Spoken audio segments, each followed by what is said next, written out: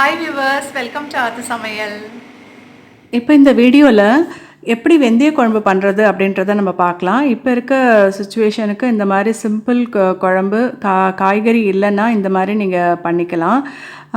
வெங்காயம் போடாமல் கூட நீங்கள் ஸ்கிப் பண்ணி பண்ணிக்கலாம். வெங்காயம் போடுறவங்க போட்டுக்கலாம். இப்போ வந்து தேவையான பொருட்கள் ஒரு சின்ன வெங்காயம் ஒரு 10 எடுத்திருக்கேன், கட் பண்ணி எடுத்திருக்கேன். ஒரு தக்காளி ஒரு 2 தக்காளி எடுத்திருக்கேன். அப்புறம் தாளிக்க தேவையான பொருட்கள் வெந்தயம் வந்து கொஞ்சம் நீங்கள் வந்து ஒரு ஸ்பூன் இருக்கிற மாதிரி நீங்கள் போட்டுக்கணும். இப்போ அதுக்கப்புறம் வந்து காரத்துக்கு வந்து இது மிளகாத்தூள் நான் அரைச்ச பொடி இதனுடைய லிங்க் கூட உங்களுக்கு நான் டிஸ்கிரிப்ஷன் பாக்ஸில் நான் போட்டு விடுறேன். இது வந்து நான் வந்து 5 ஸ்பூன் எடுத்திருக்கேன். அவங்கவுங்க காரத்துக்கு தகுந்த மாதிரி நம்ம எடுத்துக்கலாம். புளி வந்து ஒரு லெமன் சைஸ் புளி நான் ஊற போட்டு வச்சுருக்கேன். அப்புறம் கொத்தமல்லி கருவேப்பிலை எடுத்துக்கோங்க.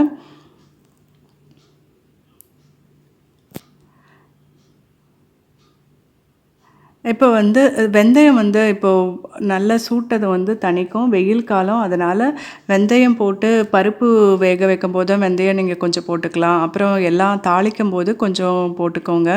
உடம்புக்கு நல்லது தான். அது வெறுமனே கூட கொஞ்சம் வாயில் எடுத்து போட்டு நம்ம கொஞ்சம் தண்ணி குடித்தோம்னா ரொம்பவே நல்லது. வெறும் வெந்தயம் எடுத்துக்கலாம்.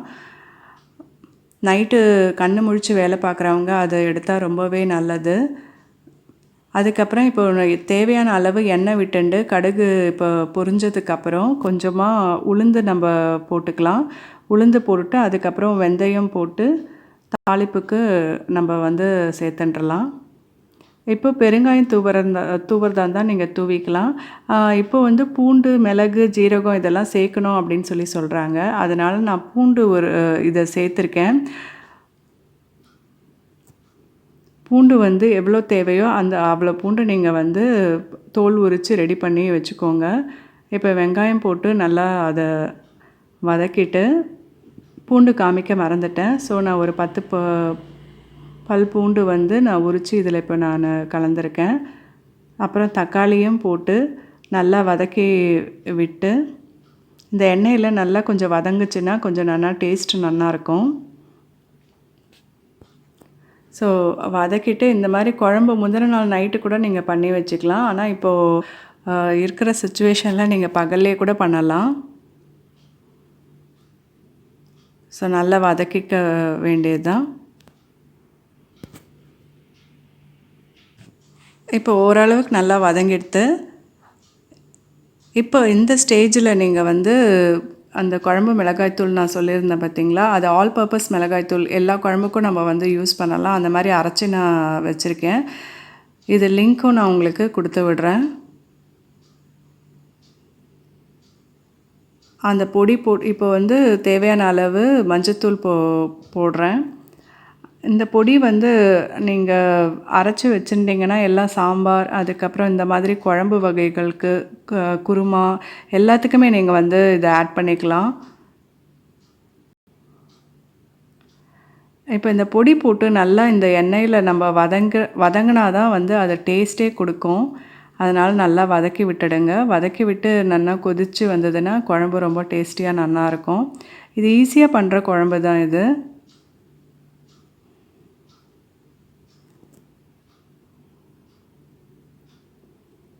இது உங்களுக்கு காய் ஏதாவது போடணும்னா நீங்கள் போட்டுன்றலாம். தேவையான அளவு ஜலம் விட்டு இதை நல்லா கொதித்து வந்ததுக்கப்புறம் நல்ல ஒரு 5 மினிட்ஸ் கொதித்ததுக்கப்புறம் நான் வந்து புளி விடுறது வழக்கம். புளி தண்ணி விடுறது வழக்கம். இது மூடி போட்டு இப்போ இதை நல்லா கொதித்து வரட்டும். இப்போது வந்து நம்ம வந்து புளியெல்லாம் நம்ம விட்டுக்கலாம்.